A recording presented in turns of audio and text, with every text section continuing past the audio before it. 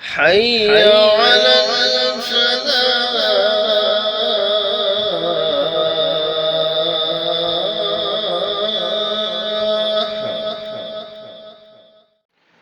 آؤ فلاح کی طرف.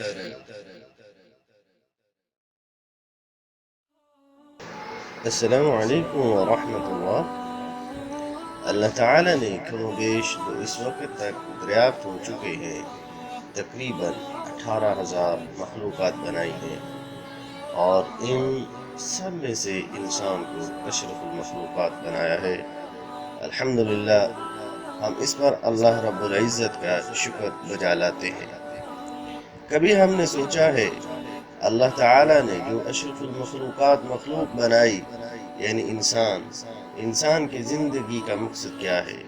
تو جی ہاں، اللہ تعالیٰ نے انسان کی زندگی کا مقصد بھی بتایا ہے. وَمَا خَلَقْتُ الْجِنَّ وَالْإِنسَ إِلَّا لِيَعْبُدُونَ.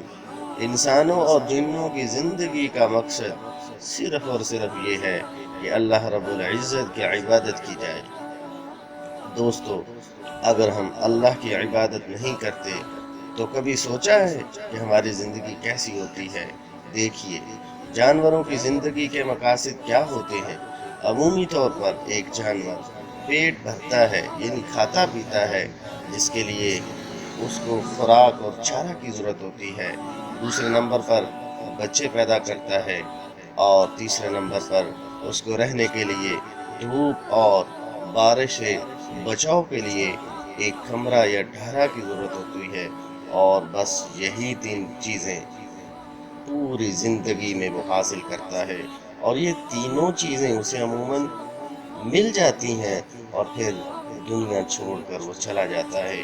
آئیے اب انسان پر غور کرتے ہیں.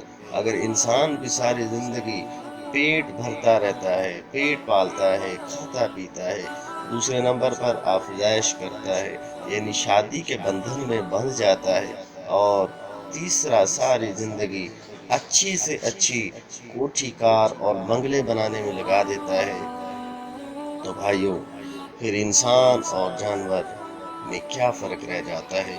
اشرف المخلوقات بننے کا کیا فائدہ؟ تو آئیے اپنے آپ کو اشرف المخلوقات بنائیے. جانور اور انسان کی زندگی میں جو مین فرق ہے اس کو پہچانیے، اور وہ یہ مین فرق یہی ہے کہ انسان اللہ رب العزت کے بتائے ہوئے طریقے کے مطابق، نبی اکرم صلی اللہ علیہ وسلم کے بتائے ہوئے طریقے کے مطابق اپنی زندگی گزارتا ہے. اور جب ہم اس طریقے سے زندگی گزارتے ہیں تو پھر واقعی ہم اشرف المخلوقات بن جاتے ہیں. آئیے دنیا بھی سنواریے اور آخرت بھی سنواریے. اللہ تعالی ہمارا حامی و ناصر ہو. والسلام علیکم ورحمۃ اللہ.